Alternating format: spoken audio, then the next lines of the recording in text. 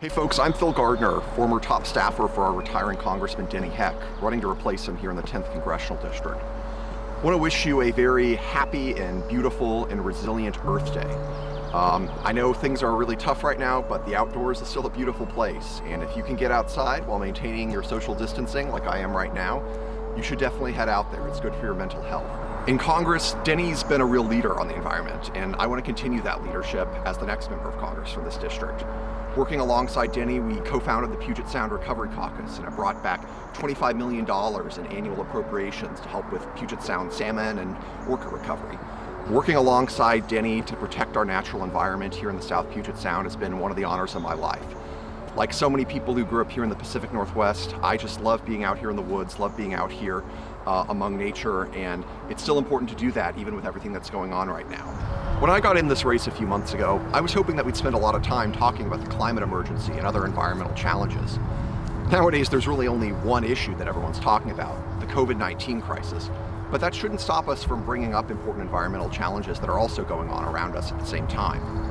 I see a lot of similarities between the COVID-19 crisis and the climate emergency. They're both huge, big global issues we're not going to be able to solve on our own. They're both issues that require us to listen to scientists to guide what we do. As Americans, we face a myriad of issues, each with its own stubborn complexities. But we have never shied away from a problem because it was too big to solve. Instead, we band together, put our differences aside, and fight to protect our fellow Americans. Right now, the coronavirus pandemic requires swift and decisive action, along with the support and cooperation from every person who lives in the United States.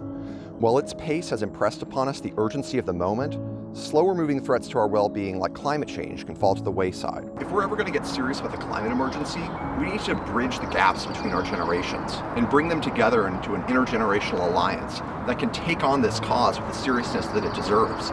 We need young people in office and positions of power leading that charge and physically making their presence known and the importance of our planet known to lawmakers back in D.C. At times like these, we need public servants in office with experience, know-how, and a record of service to the communities that they want to serve.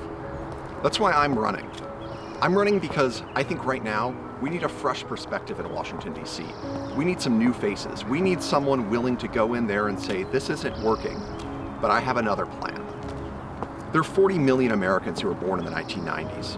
All of them are over the age of 18. None of them are in Congress. That's got to change.